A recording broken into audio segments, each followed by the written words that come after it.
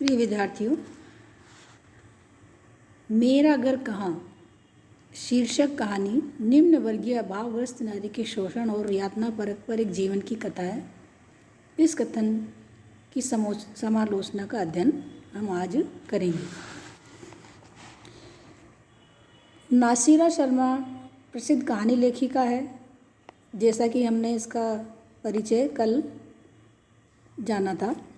इनकी कहानियों पर उपेंद्र नाथ श्रवण कुमार मथुरेश ने महत्वपूर्ण टिप्पणियाँ की है। कई अन्य समीक्षकों में भी इनकी कहानियों के विषय में जो कहा वह इनके कहानी लेखन की बारीकियों को उजागर करता है। उन्होंने लिखा है, नासिरा शर्मा से कथा कहने की जन्मजात प्रतिभा दिखाई देती है। उनके पास अनुभव की कोई कमी नहीं है। कहानी लेखिका के रूप में नासिरा शर्मा की अनेक कहानियाँ प्रकाशित है। शामी कागज, पत्थर गली, संगसार, इबे मरियम, सबीना के 40 चोर, खुदा की वापसी, इंसानी नस्ल उनके प्रमुख कहानी संग्रह है। उनकी कहानियों में जीवन के यथार्थ का चित्रण हुआ है। औरत और मर्द के पवित्र तथा प्राचीन संबंधों को महत्व देकर उन्होंने इंसानी कमजोरियों का सुंदर अंकन किया है। संप्रति वे हिंदी की प्रतिनिधि और महत्वपूर्ण कहानीकार है। मेरा घर कहाँ कहानी की कथा वस्तु। प्रस्तुत कहानी की कथा वस्तु इस प्रकार है। लाली धोबिन अपने पति के साथ आवी जगह की तलाश में गांव से शहर आई है। वह 3 छोटे बच्चों के साथ अड्डे पर जाती है और घर घर से कपड़े लाकर उन पर इस्त्री करती है। उसकी बड़ी लड़की सोना 10 साल या 11 साल की होगी। वह मोहल्ले में एक आकर्षण का केंद्र बन जाती है। लाली धोबिन का परिवार पोश कॉलोनी के सामने नाले पर बसी कच्ची बस्ती में रहता है।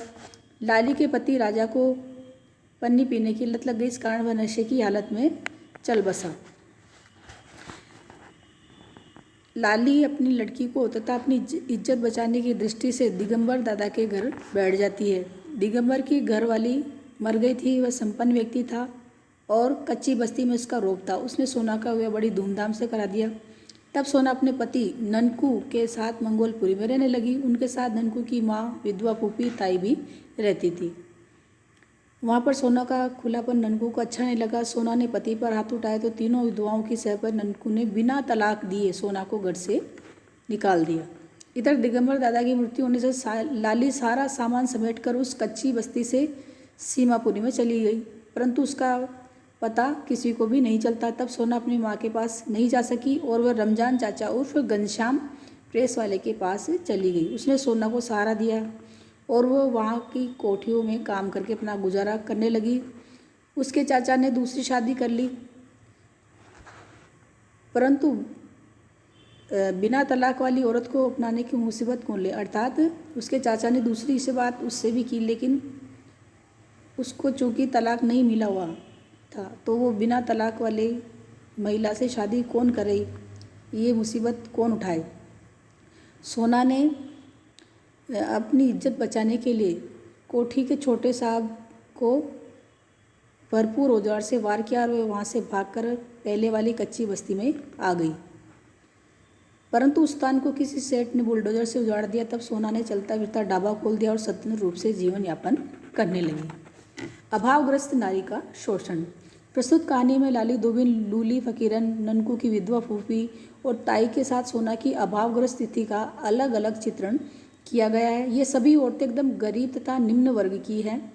लाली के पति राजा की मृत्यु होने पर दिगंबर दादा के पास मोहल्ले के कुछ लड़कों की शिकायत करने गई थी, परंतु वहाँ पर दिगंबर ने उसे अपने घर में बैठा दिया और जब तक जीवित रहा उसकी इज्जत का शोषण करता रहा। दिगंबर को तो घर में रोटी के साथ एक पैर दबाने वाली औरत की जरूरत थी।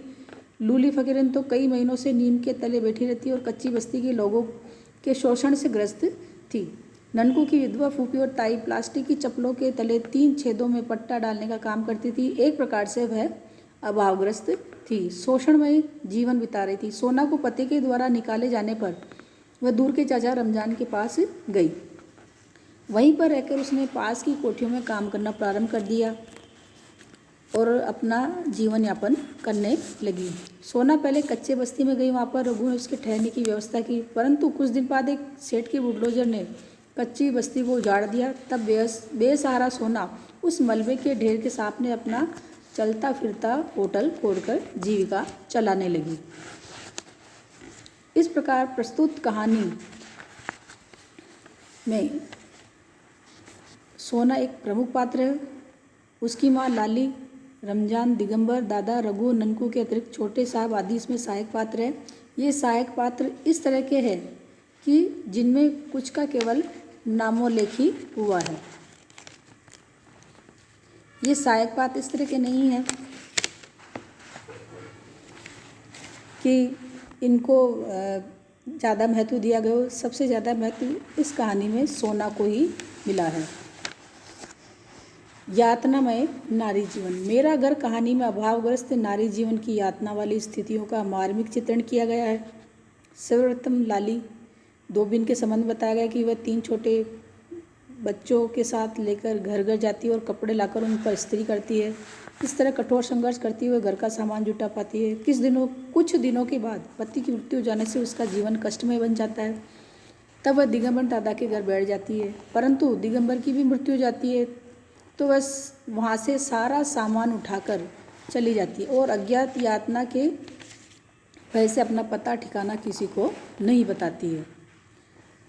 कुछ दिनों बाद ही सब ठीक चलता है, परंतु उसके चाल चलन पर शक करके ननकू उसे मार पीट के घर से निकाल देता है। उसके बाद सोना यातना में जीवन व्यतीत करती है। वह रमजान चाचा के पास जाती है, कोठियों में काम करती है। कोठी में उसकी इज्जत पर लूटने का प्रयास किया जाता है, पर माँ लाली का अता पता नहीं चलता। इस कारण भटकती हुई रघु दादा के पास जाती है, उसे ठहरने की जगह देता है, परंतु वह भी बुलडोजर चलाने से उजाड़ दी जाती है। तब सोना अपना ढाबा खोलती है। प्रस्तुत कहानी में लूली फिक्र, ननकू की विधवाताई, फूफी तथा कच्ची बस्ती की अन्य स्त्रियों का सांकेतिक वर्णन हुआ है।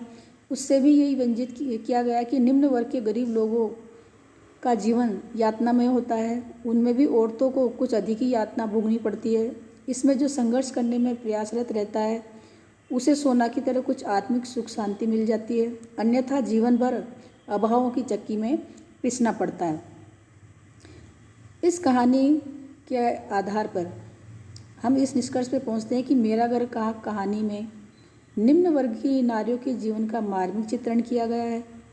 कहानी लेखिका ने सोना के माध्यम से ऐसी नारियों के अभावग्रस्त जीवन को शोषण और यातनाओं से आक्रांत दिखाया है। निम्न वर्ग की औरतें अत्याचार का बार बार शिकार होती है। वे बार बार घर बसाकर रहने का प्रयास करती है, परंतु उन्हें शोषण और अत्याचार के अलावा कुछ नहीं मिलता। उनका जीवन तो अभावग्रस्त एवं यातनामय बना रहता है। प्रस्तुत कहानी में इस तरह का चित्रण पूरी मार्मिकता एवं यथार्थता से किया गया।